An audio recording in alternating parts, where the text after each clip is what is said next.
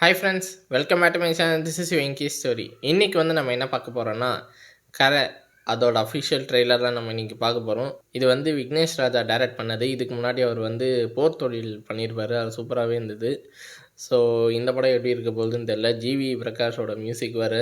So GV and தனுஷோட காம்போவில் ஒரு படம். இன்னொன்று விக்னேஷ் ராஜாவோட இன்டர்வியூஸில் ரீசெண்டாக பார்த்துருந்தேன், ரொம்பவே நல்லா இருந்தது.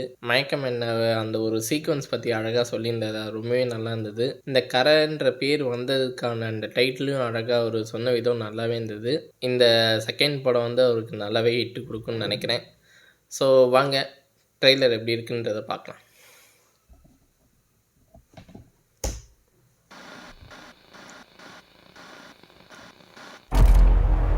வணக்கம். முக்கிய செய்திகள்.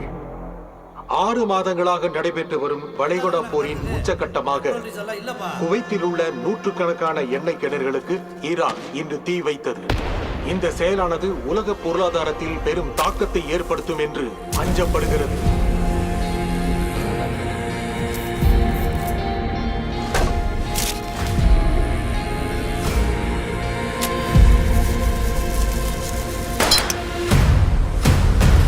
திங்கக்கிழமை ராத்திரி ஒரு பேங்க் கதவை உடைச்சு உள்ள போய் திருடி இருக்கான். ஆனா அவன் அதோட நிறுத்தல. அடுத்த நாளே பட்ட பகல்ல இன்னொரு பேங்குக்கு போய் கொள்ளையடிச்சிருக்கான். அப்போ அவனுக்கு ஏதோ அவசர தேவை இருக்கு.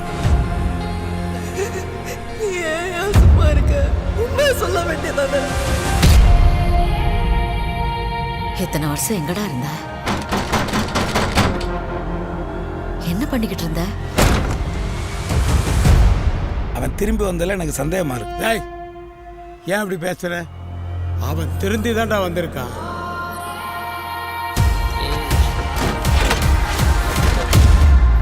எங்க போயிட்டு வர? ஒரு வேலையா போயிட்டு வரேன். திருட்டு வரைக்கா?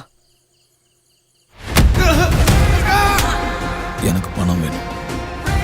என் நிலைமை உங்களுக்கு புரியாது. அடுத்த மதுரையில் ஒரு இடம் இருக்குண்ணே, ஒரு பண்ண வீடு, எப்படியும் 4 லட்ச ரூபா தருங்க. அப்படின்னா அவன் திருப்பியும் திருடலாம். ஓட்டு ஓடி வந்து ஓட்டு பிரிச்சு இறங்குறது தவிர வேற எந்த அளவு தெரியாது எனக்கு. என்ன பண்ண சொல்றேன்? இல்ல, கண்டிப்பா திருடுவான். மீதி பணத்துக்கு என்னென்ன பண்ணுவ? எல்லா பக்கமும் போலீஸ் இருக்காங்கண்ணே. ஓடவா விடுறாங்க.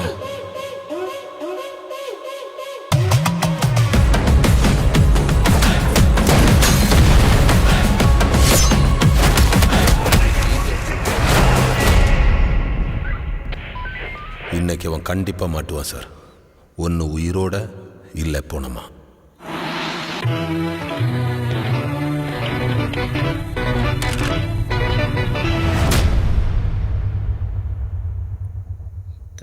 April 2026.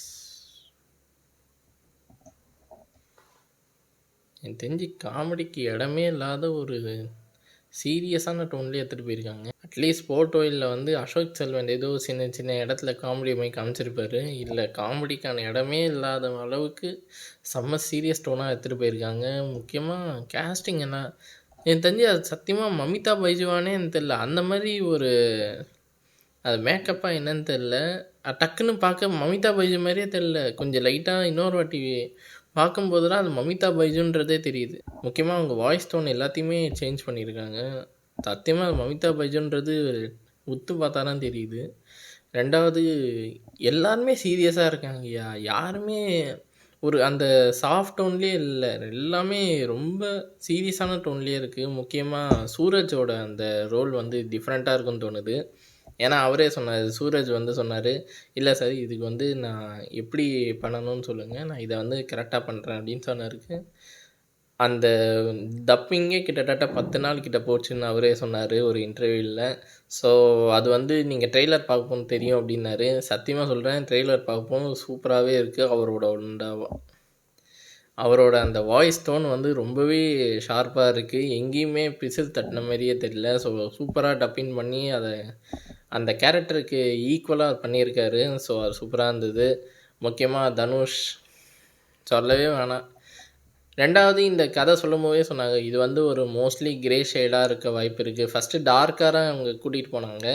ஸோ அதுக்கப்புறம் ரொம்ப டார்க்காக இருக்கே பரவாயில்லையா அப்படின்னு சொல்ல போகும்போது இல்லை சார் இந்த கேரக்டர் இப்படி தான் இருக்கும் அப்படின்றப்போ அதுக்காகவே அந்த டைட்டில் வந்து கரண்ட்றது நல்லாவே சூட் ஆச்சு. ஏன்னா இது மோஸ்ட்லி ஒரு ஹைஸ்ட் மாதிரி தான் இந்த ஸ்டோரி ஃபுல்லாகவே காமிச்சிருக்காங்க. ஸோ ஒரு வாட்டி திருடனாக இருக்கிறவன் எப்பயுமே திருடனாக தான் இருக்கான்ற மாதிரி ஒரு ஃபஸ்ட்டு இந்த ட்ரெய்லர் கிளீம்ஸ் அப்படி காட்டுறாங்க. ஸோ அந்த கரை படிஞ்ச கை வந்து மாறுமா மாறாதான்ற மாதிரி ஒரு ஸ்டோரி எடுத்துகிட்டு போகிறாங்க. ஸோ நல்லா இருக்குது, நல்லா கிரிப்பிங்கான ஒரு ட்ரெய்லர் கட்னே நான் சொல்லுவேன். ஸோ ஹோப் இந்த படம் வந்து நல்லா சக்ஸஸ் ஆகும்னு நினைக்கிறேன். ஏன்னா போர் தொழிலுக்கு அடுத்த செகண்ட் படமாக ரொம்ப நாள் கழித்து வருது. ஸோ ஒரு நல்ல கம்பேக்காக இருக்கும்னு நினைக்கிறேன். ஸோ தனுஷ் வந்து ஒரு நல்ல ஸ்டோரி ஸ்கிரிப்டாக சூஸ் பண்ணிட்டு வந்துட்டுருக்காரு.